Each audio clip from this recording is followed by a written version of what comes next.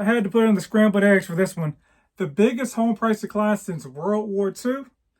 I'm going to provide you some data and you can determine whether it's a big deal or not. So the facts are from February 2012 to June 2022. That's 124 straight months. Home prices went up every single month per the Case-Shiller index. And what the Case-Shiller index does is it measures the change in value of single family homes from month to month. Now, since June, over the last 4 months, home prices have declined 2.35%, which is the second largest decrease in home prices since World War II. You may be thinking it's been more than 4 months since June. Well, housing data is always 2 to 1 month behind. Hence, we're only going to October in this scenario, even though that's the most recent data. Now, you may have guessed that the largest increase since World War II was the 2008 global financial crisis. But can you guess how much home prices declined from peak to trough during that time frame? Is it 1, 5.3%, B, 11.12%, or C, 26%? Let's find out.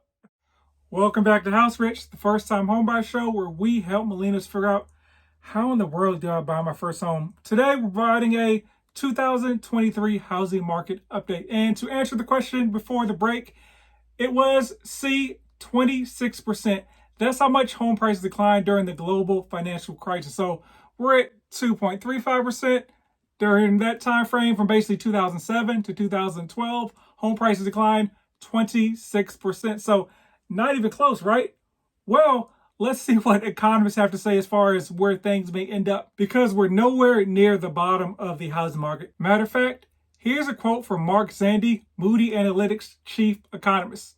Housing demand is close to a trough. Housing supply has yet to hit bottom, and housing prices have a way to go before reaching their nadir.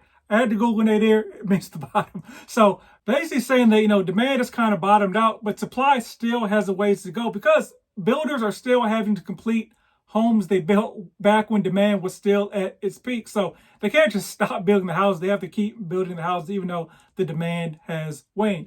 All right, let's review two scenarios, 1 to 10% decline and 1 to 20% decline. So the 10% decline is what analysts predict. If there's no recession, that'll take us back to home prices all the way back to October 2021. Let's look at there's going to be a recession and there's like a 20% decline in home prices. Home prices fall all the way back to levels of February 2021. And what Moody Analytics thinks is that we'll be somewhere between that 10 and 15% decline in home prices. So somewhere still in the mid 2021 area of home prices. So I point this out to say that for folks that are on the fence to buy a home, you always got to kind of think macro and not micro. There'll always be a time frame where home prices look like they're going down. There'll always be a time frame where it looks like home prices are going to the moon.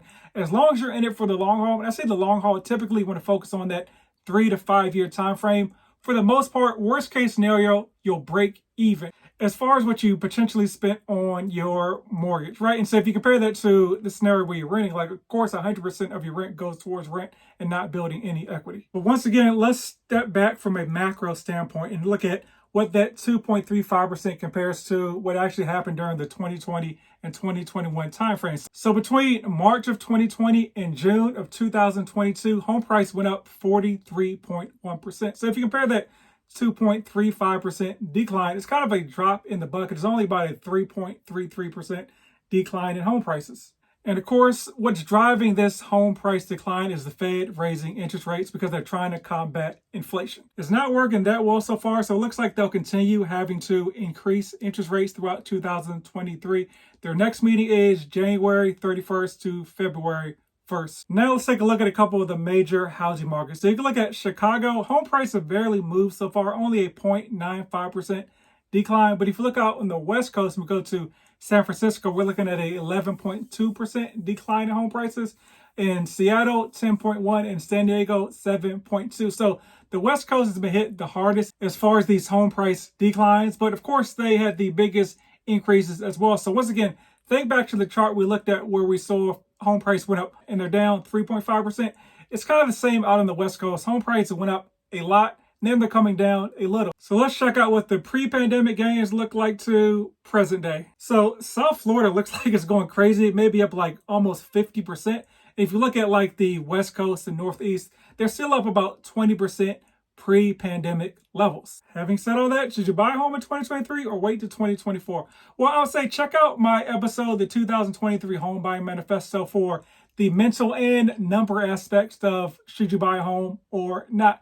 But home prices are expected to bottom out potentially like in the third quarter of 2023. And remember, home data is always 2 to 3 months behind, so you won't know that home prices have actually made a turn until like 2 months after they've made a turn. So interest rates are still high compared to 2-3 years ago. But as far as historically, a good rate typically is in like the 4 to 5% threshold. So I wouldn't wait till rates go back down to the 4s to make a decision to buy a home or not. They just kind of are where they are. There will be less competition on the market, so there's a better opportunity to get more deals and opportunities for sellers to pay for your closing costs. So just some food for thought. But as always, whether it's now or then, buy land. Rumor has it, they're not making any more of it.